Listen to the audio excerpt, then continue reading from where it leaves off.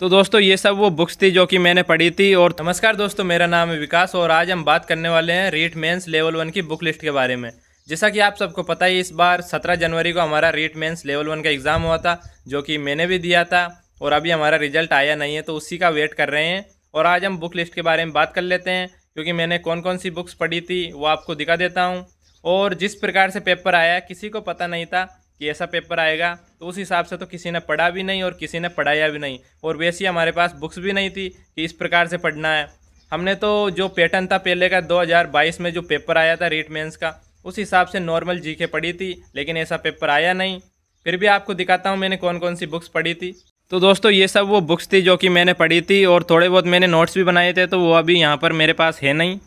जैसा कि दोस्तों आप सबको पता ही होगा, इस बार जीके में ज़्यादातर क्वेश्चन इस बुक में से आए।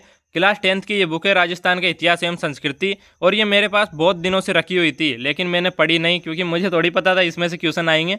माध्यमिक शिक्षा बोर्ड की बुक है, तो यार ये ऑथेंटिक बुक है, इसलिए इसमें से ही ज़्यादा क्वेश्चन आए और एनसीईआरटी में से बहुत क्वेश्चन आते ही हैं। मेरे पास पढ़ी थी, मैंने पहले ही पढ़ी थी, ये थोड़ी बहुत, ज़्यादा पढ़ी भी नहीं। फिर भी इसमें से क्वेश्चन आए, मैं पढ़ लेता तो मेरे 3-4 क्वेश्चन और सही हो जाते। और अभी आप रीट मेंस की तैयारी कर रहे हो ना, तो इसको ज़रूर पढ़ना और इसका एक एक शब्द, एक एक टॉपिक अच्छी तरीके से पढ़ लेना, क्योंकि क्वेश्चन इसी में से आएंगे। डेट सहित आप याद कर लेना। इस बार पेपर आपने देख ही लिया होगा, उस हिसाब से तो आपको अच्छी तरीके से पढ़ना ही पड़ेगा, तभी आपका सिलेक्शन होगा। इसमें अच्छी तरीके से बहुत सारी चीज़ें दे रखी है, तो आप पढ़ लेना आराम से। और दोस्तों हमारे सिलेबस में सबसे बड़ा पार्ट है राजस्थान जीके का, तो राजस्थान जीके तो हमें अच्छी करनी है। इसके लिए क्या पढ़ें क्या नहीं पढ़ें, तो देखो मैंने सबसे पहले उत्कर्ष का ऑनलाइन कोर्स ले रखा था, तो पूरी किला से देखी थी मैंने, 2-3 बार देख ली थी, इसलिए मेरे सारे टॉपिक अच्छे क्लियर हो गए थे। मैंने वैसे नोट्स तो बनाए नहीं, क्योंकि मुझे नोट्स बनाने में आलस आते थे, बस मैंने किला से देखी थी, मेरा टॉपिक क्लियर हो गया था।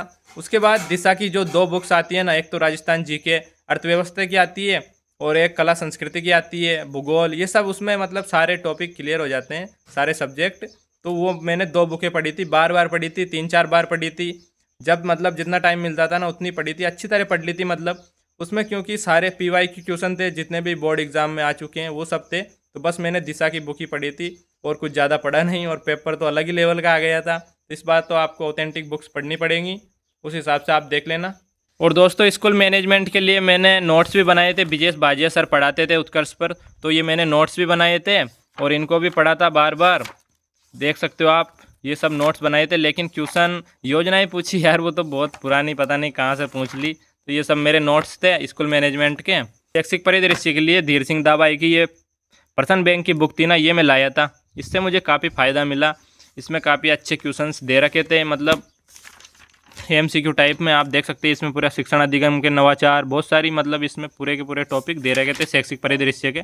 आप देख सकते हैं ये क्वेश्चन जो भी एग्ज़ाम में आए थे ना, PYQ, सारे क्वेश्चन थे इसमें। तो मैंने इसको भी काफ़ी अच्छी तरीके से पढ़ा था, जो कि मुझे इसका फ़ायदा मिला है एग्ज़ाम में थोड़ा बहुत। अब पूरा तो कह नहीं सकते, क्योंकि क्वेश्चन इस बार अलग प्रकार से पूछे ना, इसलिए, लेकिन इसको मैंने अच्छी तरीके से पढ़ लिया था, योजनाओं को, बहुत सारी चीज़ों को। और दोस्तों हमारे सिलेबस में राजस्थान का सामान्य ज्ञान भी है, तो उसके लिए मैंने ये बुक परचेस की थी नाथ पब्लिकेशन की, जो कि पर्सन बैंक है। क्योंकि टाइम बहुत कम बचा था यार, 2 महीने बचे थे हमारे BSTC पेपर के बाद, और 2 महीने बाद हमारा रीट मेंस का पेपर था, तो उस हिसाब से देखना था, इसलिए मैं पर्सन बैंक ज़्यादा लाया था, क्योंकि इसमें पर्सन देख लेता था, क्योंकि थ्योरी मेरी पहले से क्लियर थी। तो आप देख सकते हैं ये ऐसे ऐसे क्वेश्चन थे, राजस्थान के प्रसिद्ध नगर एवं स्थल, MCQ क्वेश्चन है, थोड़ी थोड़ी व्याख्या भी दे रखी है। तो ये काफ़ी अच्छी बुक थी, मतलब मैंने इसको भी पढ़ा था। राजस्थान के प्रमुख खेल खिलाड़ी 3-4 बार पढ़ ली थी, तो अच्छे मतलब याद हो गए थे। दोस्तों राजस्थान जीके के लिए सबसे बड़ा योगदान इस बुक का है मेरे लिए, क्योंकि मैंने इसको बार बार पढ़ा था। ये RBD की बुक है और RBSC की है, राजस्थान अध्ययन की है, 6 से 12 तक का इसमें सार दे रखा है। और जैसा कि आपको पता ही होगा, ज़्यादातर क्वेश्चन NCERT में से उठाते हैं और इसमें से पूछे गए हैं, लेकिन व्याख्या सहित पूछे हैं, इसलिए क्वेश्चन काफ़ी बड़े थे। हम इसको अच्छी तरह पढ़ते तो हमारे क्वेश्चन सोल्व हो जाते, क्योंकि इसमें 6 से 12 तक के दे रखे हैं। और मैंने इसको बार बार कई बार पढ़ा था, और ज़्यादा कुछ पढ़ा नहीं, मैंने दिशा पढ़ी थी और इसको पढ़ा था, लेकिन मैंने बार बार पढ़ा था। इसमें व्याख्या सहित सब कुछ दे रखा है, देखो इसमें अच्छी तरह समझा रखा है। उसके बाद क्वेश्चन दे रखे हैं नीचे, हम अच्छी तरह पढ़ते तो हमारे पर्सन सही हो जाते। 1857 का संग्राम अच्छी तरीके से दे रखा है, आप इसको ज़रूर पढ़ना एक बार, क्योंकि बहुत सारी फालतू बुकें पढ़ोगे तो आपका मतलब काम बनेगा नहीं। वैसे आपको ऑथेंटिक बुकें पढ़ने की ज़रूरत है, लेकिन एक बार इसको भी पढ़ना, NCERT को आप छोड़ना ही मत। और दोस्तों हमारे 40 नंबर की तो शिक्षण विधियाँ आती है, तो शिक्षण विधियों के लिए मैं ये बुक लेकर आया था धीर सिंह दाबाई की। इसमें PYQ क्वेश्चन है, प्रश्न बैंक की मैंने ज़्यादातर पढ़ी है, क्योंकि मैंने थ्योरी तो पहले ऑनलाइन पढ़ चुका था मैं, इसलिए लास्ट टाइम पे मैं यही बुक लेकर आया था और काफ़ी अच्छी बुक थी। इससे मुझे काफ़ी फ़ायदा मिला है, काफ़ी अच्छी बुक है। आप देख सकते हैं ये इसकी साइज़ है, इतनी बड़ी ये बुक है। तो अभी निकाल कर दिखाता हूँ आपको। इसमें सारे टॉपिक की शिक्षण विद्या दे रखी है, जैसे कि हिंदी की शिक्षण विद्या दे रखी है, गणित की शिक्षण विद्या दे रखी है, अंग्रेजी की शिक्षण विद्या दे रखी है, और विज्ञान की शिक्षण विद्या दे रखी है, और सामाजिक की शिक्षण विद्या दे रखी है। इसलिए दोस्तों मुझे कहीं पर भी भटकना नहीं पड़ा और सारे सब्जेक्ट की शिक्षण विद्या एक जगह ही मिल गई। और आप देख सकते हैं हिंदी विषय की शिक्षण विधियाँ, इसमें यहाँ पर क्वेश्चन दे रखा है। मातृभाषा शिक्षण की सर्वाधिक प्रचलित एवं संगत विधि है, ये रीट लेवल 1 में हमारे 2025 में आया था रीट में। उसके बाद यहाँ पर देखो कितनी बड़ी व्याख्या दे रखी है, अच्छी तरीके से समझा रखा है। उसके बाद दूसरे क्वेश्चन है, फिर ऐसे ही क्वेश्चन दे रखे हैं इसमें और व्याख्या दे रखी है। तो मैंने इसको ही पढ़ा था 2-3 बार, लास्ट टाइम भी कम था और लास्ट टाइम पे पढ़ा था, काफ़ी अच्छी बुक थी। तो आप यदि रीट मेंस की तैयारी कर रहे हो तो इसको ज़रूर लाना एक बार। को पूरे सब्जेक्ट की दे रखी है और पीछे से ये ऐसी है, तो आप ले सकते हैं। और दोस्तों करंट अफेयर्स के लिए मैं नानक क्लासेज की ये बुक लेकर आया था, लेकिन करंट अफेयर्स ने हमें धोखा दे दिया। मात्र एक ही क्वेश्चन पूछा और पुराने टाइप के क्वेश्चन पूछ लिए, योजनाओं के, अशोक गहलोत के टाइम के, जो कि हमने पढ़े ही नहीं। लेकिन ये करंट अफेयर्स की मैं लास्ट टाइम पर लेकर आया था, तो मैंने इसको पढ़ा था, पूरी को अच्छे तरीके से याद किया था भाई, पूरे क्वेश्चन मैंने क्लियर कर लिए थे। इसमें देख सकते हो आप करंट अफेयर जनवरी से नवंबर 2025 तक का था, और ये योजनाएं दे रखी है। लेकिन मैंने इसको अच्छी तरह पढ़ा था यार, मुझे सब कुछ याद हो गया था। बड़ी मुश्किल से तो करंट अफेयर्स याद होता है, लेकिन क्वेश्चन ही नहीं पूछे, क्या ही करें। देखो कितनी अच्छी तरीके से मैंने इसको डिजाइन कर रखा है, पढ़ के पेन के कुचलडे कर रखे हैं। और इसको देखो पूरी को मैंने लास्ट तक पढ़ लिया था, लेकिन क्या करें, आए ही नहीं। इंद्र, ये सब युद्ध अभ्यास थे, वो सब लिख रखे हैं। साइक्लोन, बोल्ड, कुरुक्षेत्र, इसको भी साइड में पटकते हैं। और योजनाओं के लिए मैं ये बुक भी ले आया था नानक क्लासेज की। ये वाली बुक इतनी पतली थी, लेकिन योजनाओं के लिए मैंने इसको भी पढ़ लिया था, नानक क्लासेज की। देख सकते हैं इसमें राजस्थान सरकारी प्रमुख फ्लैगशिप योजनाएं ये सब थी। लेकिन भाई साहब क्वेश्चन तो अलग ही टाइप के आए, इनको पढ़ने से कोई फ़ायदा ही नहीं मिला। इस बार पेपर किस प्रकार से डिज़ाइन किया कोई समझ में नहीं आ रहा है। इसको भी साइड पटकते हैं। और करंट अफेयर्स के साथ एक ये बुक भी दी थी शैक्षिक परिदृश्य की, इतनी सी, जो कि बिल्कुल काम की नहीं थी, ऐसे ही थी। टीचिंग मेथड के लिए मैंने रीट प्री में जो थोड़े बहुत नोट्स बनाए थे, वही मेंस में भी काम में ले लिए। तो आप देख सकते हैं ये कि गणित की शिक्षण विधियाँ हैं, जो कि रियाज सर पढ़ाते थे, तो वो मेरे नोट्स थे, मुझे काफ़ी फ़ायदा मिला। मेंस में भी मैंने इनको पढ़ा था और वो बुक पढ़ी थी, बस यही सब पढ़े थे।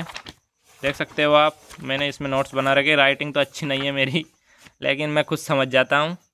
और दोस्तों विद्यालय विषय के लिए मैंने दिशा की बुक पढ़ी थी। आप देख सकते हैं इसमें 5 के 5 सब्जेक्ट दे रखे हैं, इधर उधर मुझे भटकना नहीं पड़ा, टाइम कम था, तो लास्ट टाइम पे ये मेरे लिए काफ़ी उपयोगी बुक थी। लेकिन फिर भी पेपर अलग टाइप का आया है, तो क्या ही करें। इसमें सारे सब्जेक्ट दे रखे हैं, आप देख सकते हैं। हिंदी दे रखी है, अंग्रेजी दे रखी है, गणित दे रखी है, सामान्य विज्ञान दे रखी है, सामाजिक दे रखी है। मैंने जो मेरा टॉपिक कमज़ोर था और मैं उसको समझ नहीं पाता था, उसको मैंने स्किप कर दिया। अंग्रेजी में आप देख सकते हैं ये टॉपिक मैंने स्किप कर दिए थे। गणित मैंने पढ़ी नहीं, सामान्य विज्ञान पढ़ी थी, लेकिन फिर भी क्वेश्चन अलग अलग आए, तो आप देख सकते हैं पेपर कैसा आया था। सामाजिक अध्ययन मैंने पढ़ी थी, और सब्जेक्ट के लिए अलग से मैंने कुछ ज़्यादा पढ़ा नहीं, बस इसी को पढ़ा था। तो आप भी इसको परचेस कर सकते हो, पढ़ना चाहते हो तो अच्छी बुक है। और दोस्तों आप हिंदी के लिए कुछ अलग से पढ़ना चाहते हो तो ये बुक पढ़ सकते हो। हिंदी व्याकरण एवं रचना प्रबोध की 9 से 12 तक की बुक है, ऑथेंटिक बुक है। ज़्यादातर क्वेश्चन इनमें से आते हैं, लेकिन मैंने तो बस दिशा की पढ़ी थी, इसको पढ़ा नहीं। फिर भी मेरे हिंदी में पूरे में से पूरे राइट है इस वाले रीट मेंस में। तो ये आप बुक आप देख सकते हैं, इसको ही पढ़ लेना, अच्छी तरीके से आपका काम बन जाएगा। फालतू बुक्स ज़्यादा लाना मत, दिशा के लाओ तो वो ले आना, वरना हिंदी के लिए इसको पढ़ लेना एक बार। और दोस्तों अब बात करते हैं साइकोलॉजी की। तो साइकोलॉजी के लिए भी मैंने दिशा की बुक परचेस की थी, क्योंकि मैंने थ्योरी तो कई बार पढ़ चुका था, रीट प्री में पढ़ी थी, मेंस में भी पढ़ ली थी। तो फिर मैं दिशा की यही बुक लेकर आया था। इसको मैंने लास्ट टाइम पे पढ़ा था, क्योंकि टाइम हमारे पास कम बचा था ना यार। तो इसमें जो टॉपिक रीट मेंस में हमारे थे, उन पर मैंने टिक मारे और उनको बस पढ़ लिया था। तो आप देख सकते हैं काफ़ी अच्छी बुक थी, लेकिन फिर भी क्वेश्चन बैठे नहीं, ज़्यादातर मेरे साइकोलॉजी में गलत हो गए। क्या ही करे, कम टाइम था और क्वेश्चन इस प्रकार अलग प्रकार से पूछे गए इस बार यार। लेकिन मैंने इसको पढ़ा था, तो आप साइकोलॉजी के लिए ये भी पढ़ सकते हैं। और धीर सिंह दाबाई की एक बुक आती है, वो भी आप पढ़ सकते हैं, वो भी मैंने पढ़ी थी। और दोस्तों कंप्यूटर के लिए भी मैं दिशाई बुक लेकर आया था, ज़्यादातर मैं दिशाई लेकर आया था। तो आप देख सकते हैं इसमें मैंने इधर फुल फॉर्म लिख रखी है, और इसमें जो टॉपिक हमारे रीट मेंस में थे उन पर मैंने टिक मार के उनको ही पढ़ा था, फालतू चीज़ें पढ़ी नहीं। लास्ट टाइम में MCQ ही किया था, और फिर भी क्वेश्चन अलग प्रकार के पूछे ही, आपको तो पता ही होगा इस बार। लेकिन आप पढ़ना चाहो तो इसको पढ़ सकते हो।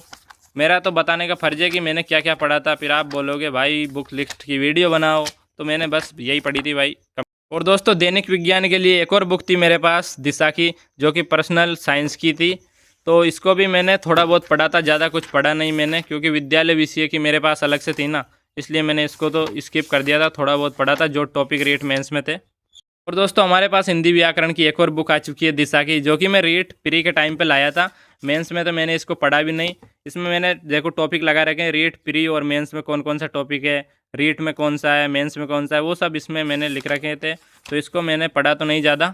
और खेल खिलाड़ी मैंने बहुत याद करने की कोशिश की, शॉर्ट नोट्स भी बनाए थे, आप देख सकते हैं। और मैंने सब कुछ याद भी कर लिए थे, लेकिन फिर भी क्वेश्चन नहीं आए भाई साहब।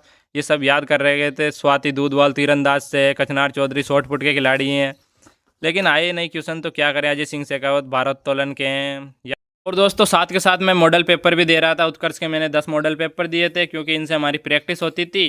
तो पूरे के पूरे मैंने मॉडल पेपर भी दिए थे, आप देख सकते हैं पूरे के पूरे ये मॉडल पेपर हैं। तो बस यही सब किया था, फिर भी मेरे 86 क्वेश्चन बचे हैं काट पीट कर। और अब देखते हैं रिजल्ट क्या रहता है, पॉजिटिव आता है या नेगेटिव।